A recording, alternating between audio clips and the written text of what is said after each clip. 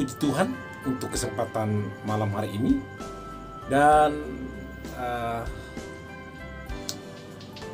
kita akan melihat tentang kesaksian atau khotbah dari Bapak Pendeta Atok tentang orang Kristen mati pasti masuk surga. Kita saksikan berikut ini. Kekristenan adalah agama yang bersumber ajarannya pada kitab suci, dan kitab suci menjamin orang Kristen pasti mati masuk surga. Orang Kristen tidak akan kehilangan keselamatan. Satu kali Anda terima Dia, Yesus menjadi Tuhan dan Juru Selamatmu, menjadi penguasa tunggalmu, dan seturut Efesus 1 ayat 13, ketika Anda dan saya dimeteraikan dengan Roh Kudus, sebab ayat itu berbunyi demikian, dan di dalam Dia kamu juga, karena kamu telah mendengar firman kebenaran, yaitu Injil keselamatanmu. Di dalam Dia kamu juga, ketika kamu percaya, dimeteraikan dengan Roh Kudus. Nah, klaim-klaim semacam ini memang tidak heran lagi dengan apa yang disampaikan oleh beliau pada saat dia khotbah ya di depan banyak jemaat. Namun kita menanggapi itu dengan rasa syukur juga ya.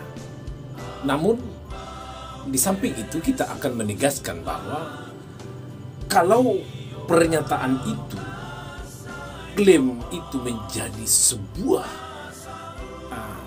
atau fokusnya seperti yang disampaikan oleh hambanya, maka penginjilan itu akan mengalami kerontokan. Mengapa demikian? Karena memang orang Kristen mati pasti masuk surga. Efeknya yang paling fatal itu adalah tentang penginjilan-penginjilan yang dilakukan oleh para pelayan-pelayan Tuhan, hamba-hamba Tuhan sampai ke daerah. Nah, kalau mendengar hal ini, mereka akan apatis ya, atau skeptis menerima bahwa ajaran Yesus yang lain di samping yang disampaikan oleh hambanya itu, maka itu akan tidak bermakna, karena toh mereka jika mati pasti masuk surga. Ya, ini dan saya melihat di kolom video beliau mengatakan silahkan kalau ada yang protes. Ini tidak memprotes ya, tetapi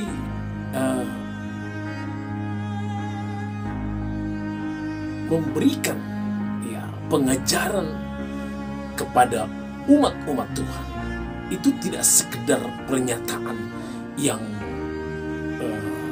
dapat ya membuat yang lain sama sekali tidak ada maknanya atau tidak berguna sama sekali. Nah, hal ini ya dipraktekkan oleh orang-orang Yahudi, termasuk agama Yahudi itu, yaitu agama eksklusivisme. Artinya apa? Selain mereka tidak ada yang anggap menjadi agama yang benar. Hanya mereka yang benar sekali. Hanya orang-orang Yahudi yang benar sama sekali. Karena itu mereka dari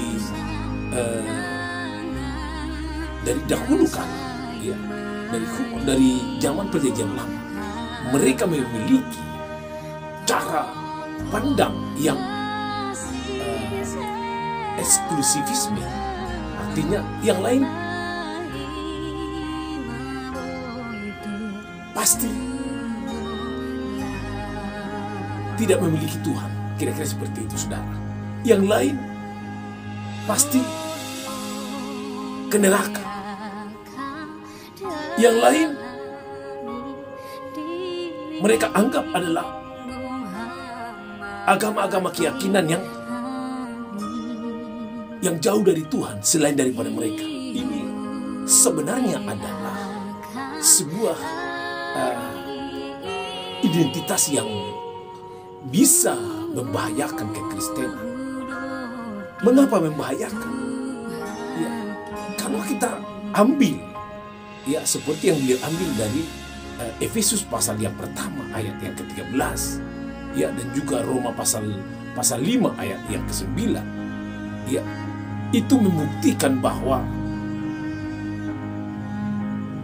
tidak ada lagi celah bahwa orang Kristen jika mati pasti masuk surga. Bagaimana dengan ayat kebenaran firman yang lain? Bagaimana dengan Injil? Dan frame-frame semacam ini bagi pandangan kita, nah, saya tidak memiliki pandangan yang menurut pemikiran saya secara pribadi, yang saya memahami, tetapi kita melihat dari sisi Alkitab, sisi kebenaran firman Tuhan, ya, bahwa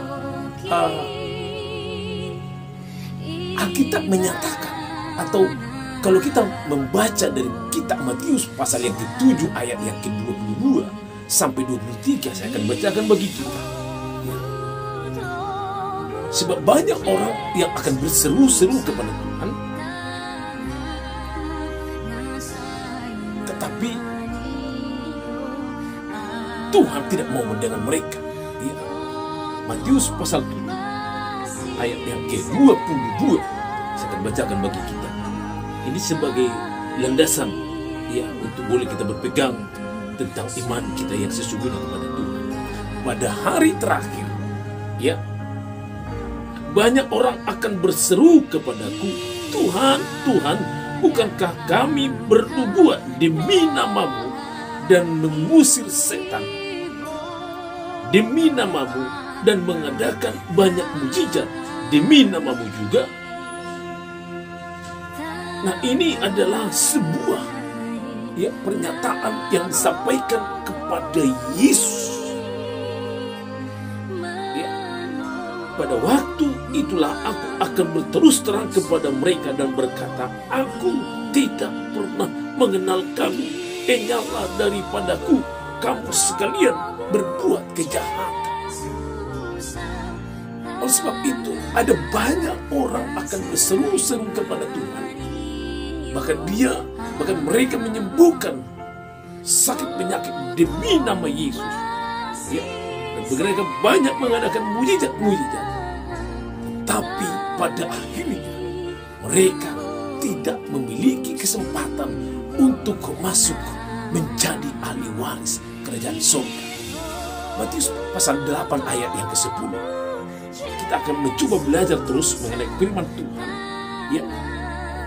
Setelah Yesus mendengar hal itu, ini tentang iman seorang perwira, saudara. Ya, kalau kita baca dari atas, ya, ada seorang perwira yang mengatakan kepada Yesus, katakan saja sepatah kata. Ya. Itu merupakan kecukupan bagi seorang perwira ini, saudara. Kalau kita baca dari atas, ya, ketika Yesus masuk ke Kapernaum, ya, di Matius pasal 8 ayat yang ke-5. Ketika Yesus masuk ke Kapernaum, datanglah seorang perwira mendapatkan dia dan memohon kepadanya, Tuhan, hambaku terbaring di rumah karena sakit lumpuh dan ia sangat menderita. Yesus berkata kepadanya, aku akan datang menyembuhkannya. Tuhan, tetapi jawab perwira itu kepadanya, Tuhan, aku tidak layak menerima Tuhan di dalam rumahku. Katakan saja sepatah kata, maka hambaku itu akan sembuh. Sebab aku sendiri adalah seorang bawahan, dan di bawahku ada pula prajurit-prajurit. Jika aku berkata kepada salah seorang prajurit itu, pergi, maka ia akan pergi. Dan kepada seorang lagi datang, maka ia akan datang. Atau kepada hambaku, hambaku, kerjakanlah ini. Maka ia mengerjakannya. Setelah Yesus mendengar hal itu, dengarkan baik-baik. Setelah Yesus mendengarkan hal itu, heranlah ia dan berkata kepada mereka yang mengikutinya, aku berkata kepadamu, sesungguhnya iman sebesar ini tidak pernah aku jumpai pula pada seorang pun di antara orang Israel. Aku berkata kepada banyak orang akan datang dari timur dan barat dan duduk makan bersama-sama dengan Abraham, Ishak dan Yakub di dalam kerajaan surga, sedangkan anak-anak kerajaan itu akan dicampakkan ke dalam kegelapan yang paling gelap. Di sanalah akan terdapat ratapan dan kertak gigi. Saudaraku yang terkasih dalam Tuhan,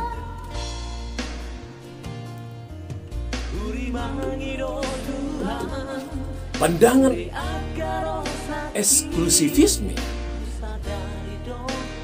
tidak kita katakan itu tidak baik. Semua pandangan baik. Tetapi apabila pendirian itu merasa bahwa kita ini yang paling benar, ini akan menjadi menimbulkan sebuah pengertian, misunderstanding bagi orang lain,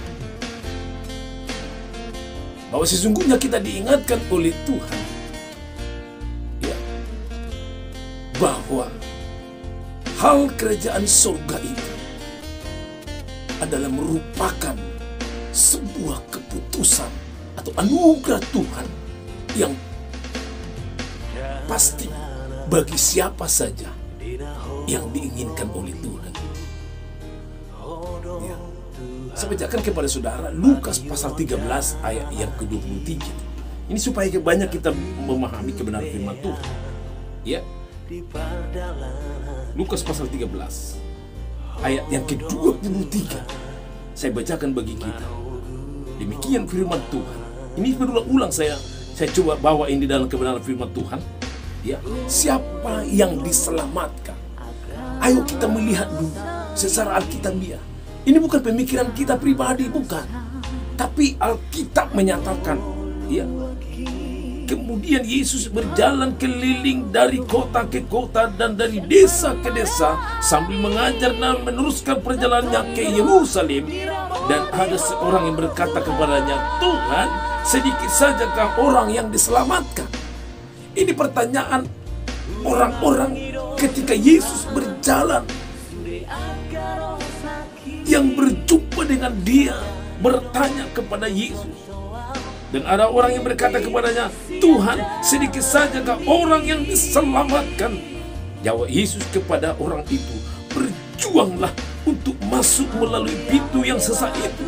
Sebab aku berkata kepadamu, banyak orang akan berusaha untuk masuk, tetapi tidak akan dapat. Apa artinya berjuang? Berjuang itu adalah menyerahkan seluruh aspek kehidupan kita, seluruh pengharapan kita, seluruh permohonan kita, seluruh napas kita hanya kepada Tuhan. Itu dikatakan berjuang. Kalau ada pernyataan orang Kristen jika mati pasti masuk surga, dan ini menimbulkan sebuah distorsi tentang apa yang disampaikan oleh Tuhan melalui Injil bagi kita, saudara.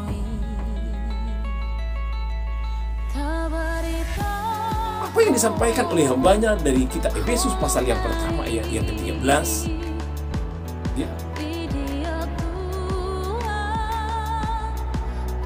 itu adalah kebenaran. Tetapi hal yang mutlak, yang sesungguhnya, yang realitasnya harusnya diserahkan, dijelaskan, diperjelas kepada audien, kepada orang banyak, supaya mereka tidak mengalami kemunduran iman. Ya. Akan ada banyak tudingan, akan banyak pertanyaan-pertanyaan yang mengarah tentang keselamatan itu tadi. Karena diambil dari ayat per ayat. Kita tahu bahwa Alkitab adalah firman Tuhan, termasuk surat-surat Paulus yang dituliskan, yang diilhamkan oleh Allah, dituliskan oleh Paulus dalam suratnya. Itu membuktikan bahwa apa yang dituliskan oleh Paulus merupakan ilham dari Allah sendiri, dari Yesus, supaya dijelaskan lewat tulisan itu. Tetapi kita harus merujuk kepada Injil yang disampaikan dan dijelaskan oleh Yesus, yang banyak diajar oleh Yesus. Tidak semata-mata jika kita menjelaskan surat-surat Paulus itu akan menggugurkan Injil yang ada, yang merupakan, yang dikatakan bahwa Injil itu adalah kekuatan Allah. Saya katakan sekali lagi, Injil itu adalah kekuatan Allah.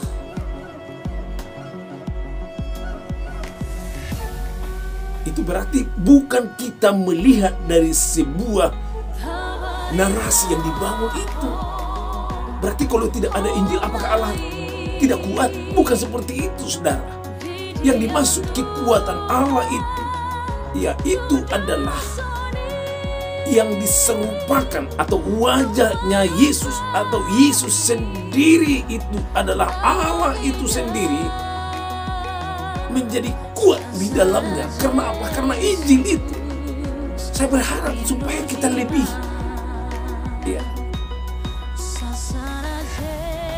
fokus sentralistik kepada kebenaran firman Tuhan. Apa yang disampaikan oleh Injil itu tidak bisa kita gugurkan. Hukum yang dibuat oleh Yesus, yang dituliskan, yang diajarkan itu tidak bisa digugurkan oleh karena ayat per ayat yang dituliskan oleh para rasul ini. Supaya kita berhati-hati dalam menyampaikan kebenaran firman Tuhan, apa yang harus kita sampaikan kepada orang-orang yang memang mereka adalah rindu mendengarkan kebenaran firman Tuhan. Ya. Apakah ini bentuk protes? Tidak. Tetapi ayo kita belajar apa yang Tuhan ingin sampaikan yang sesungguhnya bagi kita. Ayo kita belajar. Saya akan lanjutkan tadi, saudara, dari ayat yang ke Lukas pasal 13 tadi. Ya. Ayat yang ke-24. Jawab Yesus kepada orang itu. Karena ada bertanya, sedikit saja orang yang diselamatkan. Ini pertanyaan yang sangat sederhana, tetapi memiliki jawaban yang pasti dari Tuhan. Ini kepastian. Berjuanglah untuk masuk melalui pintu yang sesak itu. Sebab aku berkata kepadamu, banyak orang akan berusaha untuk masuk, tetapi tidak akan dapat. Saudaraku yang terkasih dalam Tuhan,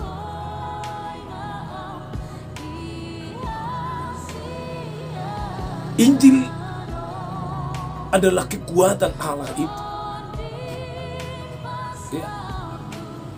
Orang Kristen juga memang tidak mengenal secara purgatori, ya, tentang penyucian, ya, tentang api penyucian. Nah, ketika ada orang mati, ya, rohnya disimpan atau ditaruh di satu tempat, ya, yang namanya purgatori, dan di sana mereka disucikan atau dibuat api penyucian, dan setelah lolos dari sana maka akan masuk surga. Tidak, orang Kristen tidak mengenal itu. yang mengenal itu adalah ya dari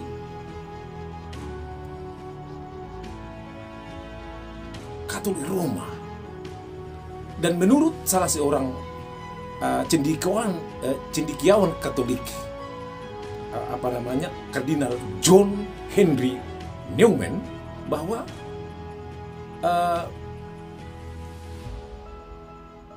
dia menyampaikan bahwa apa yang dilakukan oleh Katolik Roma itu adalah bagian wahyu yang diajarkan oleh Yesus, wahyu Yesus yang diajarkan oleh para rasul-rasul. Tetapi mereka memiliki keyakinan itu, silakan saja. Tetapi orang Kristen ya tidak percaya dengan namanya purgatori atau penyucian atau api penyucian. Tetapi ada banyak pandangan orang-orang Kristen tentang ketika orang mati kemanakah mereka. Ada banyak pandangan. Satu yang pertama adalah orang Kristen percaya, sebagian orang Kristen percaya ketika mati dan jiwa rohnya itu ada yang langsung terangkat ke surga, dan di sana mereka dikumpulkan sampai menunggu hari penghakiman, sampai menunggu hari Yesus menghakimi. Dan yang kedua, ada juga berpandangan secara Kristen, mungkin bisa mereka ada punya alasan tersendiri dari Alkitab, saya yakin itu. Tapi yang mau kita lihat di sini adalah pandangan-pandangan kekristenan ini ada berbagai bentuk, saudara. Nah, apakah mereka kita langsung klaim menjadi orang yang sesat mungkin, atau mereka yang harus yang ke neraka? Saya pikir tidak. Karena firman Tuhan ini, apalagi tentang kematian, kemana roh dan jiwanya itu, ini merupakan hal yang sulit untuk kita pikirkan secara logika, secara pikiran kita, secara manusia. Dan juga ada orang beranggapan ya setelah mati roh jiwanya itu langsung yang jahat ke neraka, yang baik-baik ini langsung ke surga. Tetapi Alkitab menjelaskan bagi kita, saudara, ada hari penghakiman. Ya. Kalau kita mundur sedikit ke belakang, ketika Yesus mati di kayu salib, tabir tirai itu terbelah dua, artinya tidak ada lagi penghalang, dan banyak orang-orang mati yang bangkit dari debu tanah. Orang-orang yang kudus di masa lalu bangkit. Dan yang kedua, ada juga bangkit dari kematian langsung ketika Yesus bangkit. Ada banyak orang-orang kudus yang bangkit, saudara. Nah, oleh sebab itu saya yakin ketika kita dalam ada perbedaan tentang kebangkitan bagaimana, tetapi Alkitab menjelaskan bagi kita akan ada penghakiman. Itu makanya ada janji iman,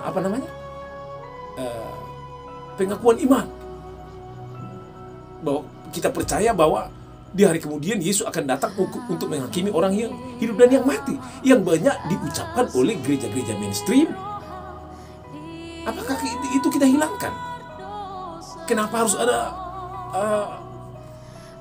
kepercayaan tentang penghakiman orang yang hidup dan yang mati? Kenapa tidak langsung mati langsung masuk surga, saudara? Nah, oleh sebab itu kita harus banyak belajar, ya. Dan saya pikir ini merupakan sebuah pelajaran penting bagi kita untuk menuntaskan ini. Tidak lagi kita terkontaminasi dengan ahli ini, pendapat ini, sekolahnya ini. Wah, akhirnya Alkitab tinggal, saudara. Ya, akhirnya Alkitab itu di bawah dari pendapat-pendapat para tokoh-tokoh yang besar. Akibatnya seperti itu, saudara. Hati-hati. Bisa menjadi Alkitab ini menjadi nomor 2, nomor 3 dari pandangan oleh orang-orang yang berpengaruh. Hati-hati. Orang-orang berpengaruh, orang-orang hebat juga bisa dipakai oleh iblis untuk mengatakan sesuatu supaya umat Tuhan bercerai-berai atau tidak fokus lagi imannya kepada Tuhan. Saya pikir jadilah seperti seorang perwira yang meminta Yesus untuk menyembuhkan hambanya. Dia katakan saja.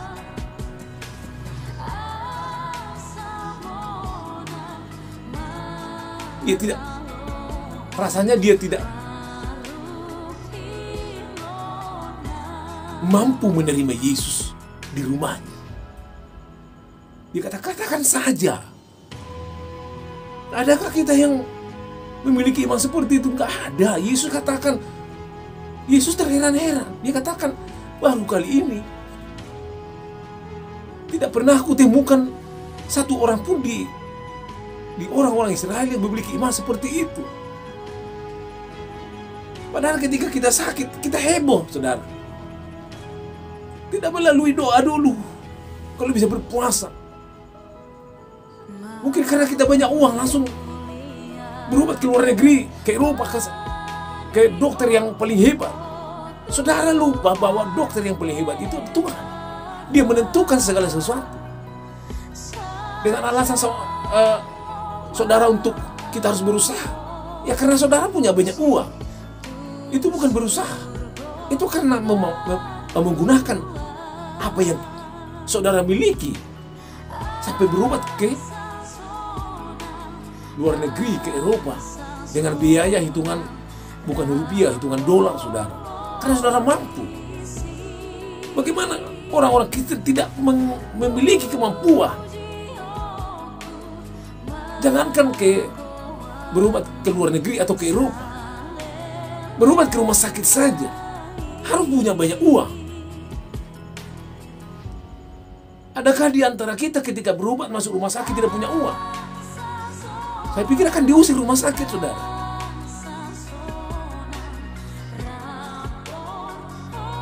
Inilah yang harus kita jelaskan kepada umat-umat Tuhan supaya mereka mengerti dan memahami apa yang menjadi rancangan Tuhan bagi kita sampai akhir. Sebab itu ini bukan protes. Lagi-lagi hambanya Bapak Pendeta Melatok. Ini bukan protes. Tetapi ini